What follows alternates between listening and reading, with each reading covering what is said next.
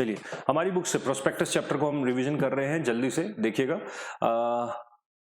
First class जरूर लीजिए company law की रिवीजन की। उसके अंदर कुछ चीजें मैंने बताई है कि किस तरीके से ये रिवीजन लेक्चर्स होंगे, थोड़े से फास्ट होंगे, जैसे मैं हमेशा बता रहा हूँ आपको। इंट्रोडक्शन सबसे जल्दी से।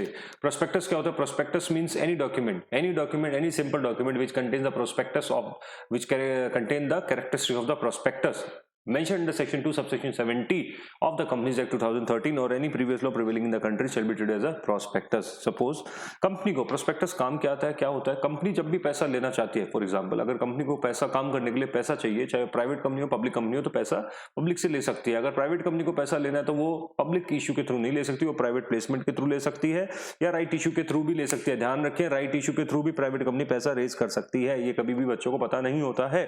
दूसरा, पब्लिक कंपनी पैसा रेज करना चाहती है तो सर्टेनली वो राइट इशू के थ्रू भी कर सकती है और प्राइवेट प्लेसमेंट के थ्रू भी कर सकती है। तो सिंपल अगर बड़े ब्रॉडर वे में बोला जाए तो पब्लिक कंपनी पैसा कैसे ले सकती है? पब्लिक कंपनी पैसा ले सकती है पब्लिक इशू के थ्रू, राइट इशू के थ्रू या प्राइवेट प्लेसमेंट के थ्रू। पब्लिक इशू क्या होता है? पब्लिक इशू में दो चीजें आती है, इनिशियल पब्लिक ऑफर और फॉलोड पब्लिक ऑफर। एक बार आईपीओ ले आई, दोबारा पैसा लेना तो फॉलोड पब्लिक ऑफर। फिर उसके बाद में पब्लिक कंपनी का एक और तरीका है, वो ऑफर फॉर सेल कर सकती है। ऑफर फॉर सेल क्या होता है? ऑफर फॉर सेल का मतलब होता है डायरेक्टर अपने शेयर पब्लिक को इशू करते हैं, उसको ऑफर फॉर सेल बोला जाता है। मतलब जब कंपनी के existing already issued share public को दिए जाएं तो उसको ऑफर फॉर सेल बोला जाता है। उसमें प्रोस्पेक्टस इशू करने की जरूरत नहीं होती। प्रोस्पेक्टस होता क्या है? प्रोस्पेक्टस सेक्शन 2 सबसेक्शन 70 में डिफाइंड होता है। इसमें 4 कंडीशन होनी चाहिए पूरी। प्रोस्पेक्टस का मतलब होता है, please they pay attention over है, प्रोस्पेक्टस का मतलब होता है there must be invitation to public. Prospectus की क्या कैरेक्टरिस्टिक या क्या कंटेंट होनी जरूरी है जब वो प्रोस्पेक्टस माना जाएगा कोई भी डॉक्यूमेंट? इसका मतलब ये होता है कि there must be a invitation to public, invitation must be on behalf of the company और इंटेंडेड कंपनी, मतलब जो कंपनी बनने वाली है, to subscribe the share, to subscribe और purchase the securities of the share of the company. ये होता है prospectus. There are certain golden rules to meant the prospectus. Prospect बनाने के लिए 3 तरीके के रूल्स होते हैं। सबसे पहला जो प्रोस्पेक्टस के 3 रूल्स होते हैं उसमें 3 पार्ट में। सबसे पहला होता है डिस्क्लोजर, दूसरा होता है रिपोर्ट्स और तीसरा होता है कंप्लायंसेस। जो डिस्क्लोजर है उसमें कुछ डिस्क्लोजर मैं आपको बताऊं तो कंपनी को डिस्क्लोज करना है कि ओपनिंग डेट, क्लोजिंग डेट कब है, एस्क्रो अकाउंट कब है, ऑथराइज कैपिटल, एक्सेट्रास कैपिटल की डिटेल देनी है, मिनिमम सब्सक्रिप्शन, रेजोल्यूशन जो पास किया था ये लेने के लिए, वो मेथड जो है आपका, मेन ऑब्जेक्ट क्या है, कंपनी जब ये पैसा ले रही है वो मेन ऑब्जेक्ट क्या है, पैसा कहां पर आप यूज करोगे, matter and terms and condition, loan, अगर कोई लोन लिया हुआ है कंपनी तो वो लोन का पैसा कहां पे यूज कर रही है कंपनी, कंपनी की डायरेक्टर की डिटेल, सीएफओ, एमडी एक्सेट्रा की डिटेल्स भी कंपनी को देनी है। और कंपनी के ऊपर कोई लिटिगेशन पेंडिंग है, फाइन पेंडिंग है या फाइन लगा हुआ है, वो सारी चीजें बतानी है। फिर आता है रिपोर्ट्स। रिपोर्ट्स के अंदर आपको बताया गया था पिछले रिपोर्ट्स के अंदर सिंपली बताया गया स्टैट्यूटरी ऑडिटर की रिपोर्ट बतानी है और पिछले 5 साल की पीएनएल की रिपोर्ट कंपनी के द्वारा जो बनाई गई है वो देनी है, और ऑल्सो 5 साल की जो ऑडिटर की ऑडिट रिपोर्ट है उस पीएनएल के ऊपर वो भी कंपनी को देनी पड़ेगी। इसके अलावा रिपोर्ट अबाउट द ट्रांजैक्शन, जो रिलेटेड पार्टी ट्रांजैक्शन है वो भी आपको बतानी पड़ेगी। फिर आते हैं कंप्लायंसेस। प्रोस्पेक्टस के साथ साथ कुछ कंप्लायंसेस कंपनी को जरूर करने पड़ते हैं। कंपनीज एक्ट की अमेंडमेंट आई थी 2017 में, उसमें कंप्लायंस जोड़ दिया गया था कि अगर सेबी कोई भी कंप्लायंस पूरा करने को बोलती है तब भी आपको वो करना पड़ता है। प्रोस्पेक्टस में डेट और साइन होने जरूरी है, एक्सपर्ट की स्टेटमेंट, उसका सिग्नेचर, उसकी असेंट लेना आपको इशू करने से पहले जरूरी है। आरओसी को 90 दिन पहले, prospectus filed with ROC valid for 90 days, 90 दिन तक ही आरओसी को फाइल करने के 90 दिन तक ही प्रोस्पेक्टस वैलिड है, उसके बाद में उसके अंदर आपको इशू करना पड़ता है।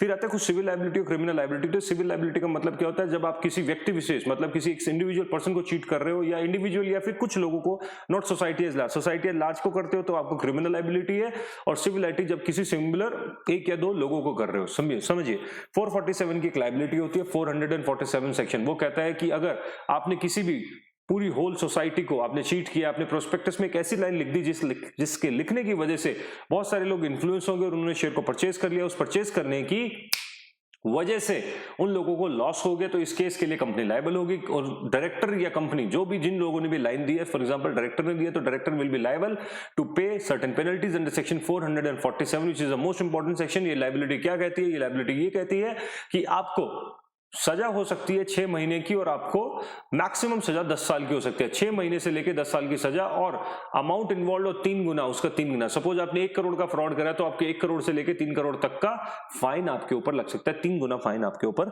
लग सकता है। फिर आता है टाइप्स ऑफ प्रोस्पेक्टस। प्रोस्पेक्टस की कुछ टाइप्स होती है, कौन कौन सी टाइप्स होती है? एक होता है डीम्ड प्रोस्पेक्टस, जो हम ऑलरेडी डिस्कस कर चुके हैं, सेक्शन 2 सबसेक्शन 70 कहता है कि any document which is not even named as a prospectus but that carry the salient features of the prospectus. What are the salient features of prospectus? फिर से जल्दी से सर प्रोस्पेक्टस से साइलेंट फीचर्स क्या होते हैं? प्रोस्पेक्टस साइलेंट फीचर होता है कि अगर कोई ऐसा डॉक्यूमेंट जो इन्विटेशन देता है पब्लिक को, किस चीज के लिए इन्विटेशन देता है पब्लिक को, in relation to subscription of any security of the company, तो ये साइलेंट फीचर्स हो गए। कोई भी ऐसा डॉक्यूमेंट है तो उसको मान लिया जाएगा कि वो प्रोस्पेक्टस ही है। फिर आता है सेक्शन 33, एब्रिज प्रोस्पेक्टस का होता है। एब्रिज प्रोस्पेक्टस मतलब समराइज प्रोस्पेक्टस होता है। एब्रिज प्रोस्पेक्टस कौन सा होता है? समराइज प्रोस्पेक्टस होता है। समराइज प्रोस्पेक्टस और साथ साथ में एक और कंडीशन, कोई भी एप्लीकेशन अगर एब्रिज प्रोस्पेक्टस की जा रही है, एप्लीकेशन के साथ एब्रिज प्रोस्पेक्टस का अटैचमेंट होना जरूरी है। उसके बिना मतलब कोई एप्लीकेशन अगर कंपनी ने दे दी for subscription of the share without attachment of the abridged prospectus, in that case company shall be liable for a fine of ₹50,000। ध्यान रख लेना, ये काफी चीज अच्छी ऐड हुई थी। 50,000 रुपए का फाइन लगेगा अगर किसी भी कंपनी ने एब्रिज प्रोस्पेक्टस इशू किया और एप्लीकेशन दे दी उन्होंने बिना एब्रिज प्रोस्पेक्टस को अटैच किया। एब्रिज प्रोस्पेक्टस कौन सा होता है? Summarise prospectus. नेक्स्ट होता है shell prospectus, section 31। Shell prospectus shelf prospectus वो प्रोस्पेक्टस होता है जो बेसिकली एक साल में एक बार बनाया जाता है। कौन बना सकता है? बैंकिंग और फाइनेंशियल इंस्टीट्यूशन कंपनीज इस प्रोस्पेक्टस को बनाती है और ये प्रोस्पेक्टस की वैलिडिटी 1 साल की होती है। 1 साल कब से?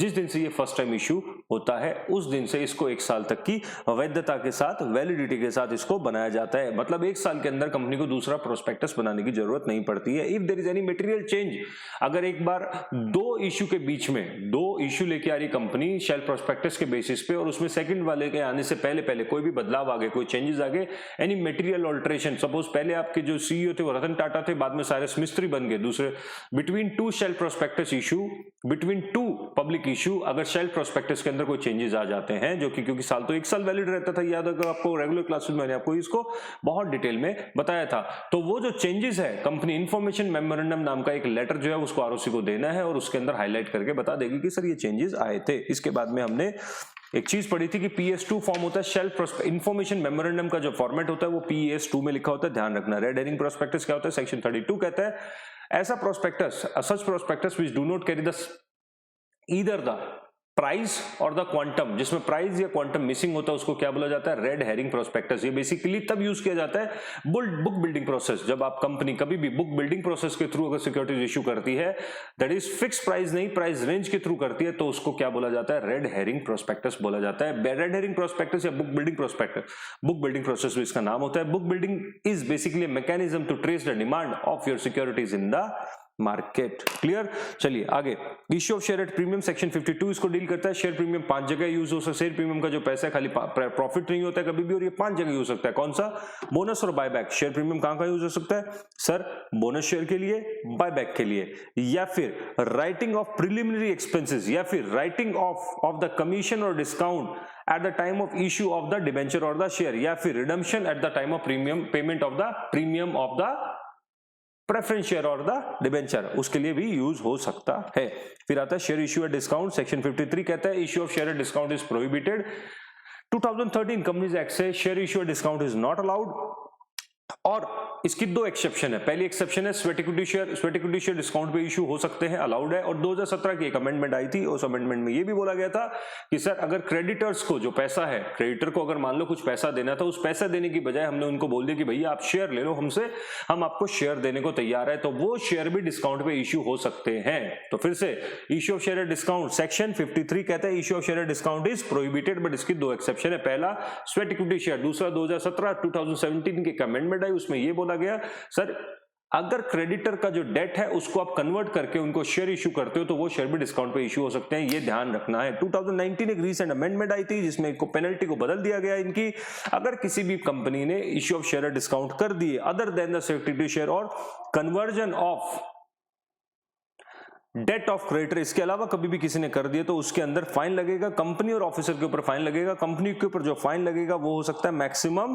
5 लाख रुपए तक का, liable for penalty which may extend to amount which is equal to the amount raised, और maximum it can go 5 lakh whichever is less. ये अमेंडमेंट है, ध्यान रखना। मैं फिर से धीरे धीरे बता देता हूं। Amendment inserted by companies amendment ordinance 2019 ने ये बोला कि अगर किसी भी कंपनी ने section 53 that is issue of share discount को कॉन्ट्राविन किया तो उस केस के अंदर उस कंपनी के ऊपर एक पेनल्टी लगेगी। वो कंपनी की पेनल्टी क्या होगी? वो होगी amount so raised by the issue of share discount और ₹5 lakh whichever is less. Suppose आपने शेयर डिस्काउंट पे इश्यू करके 1 करोड़ रुपए रेज कर लिया तो 1 करोड़ रुपए और 5 lakh whichever is less, 5 lakh रुपए की आपके ऊपर पेनल्टी हो सकती है। इसके अलावा सर अगर आपको एक और साथ साथ में चीज करनी पड़ेगी कि जो ये आपने 1 करोड़ एग्जांपल के लिए जो भी आपने पैसा डिस्काउंट पे रेज किया था उस पैसे को आपको रिटर्न करना है। अगर आपने वो पैसा टाइम से रिटर्न नहीं किया है तो आपको 12% पर एनम के हिसाब से इंटरेस्ट के साथ वो पैसा देना पड़ेगा। ये था आपका ये पॉइंट। फिर हम अलॉटमेंट ऑफ शेयर की तरफ चलते हैं। चलिए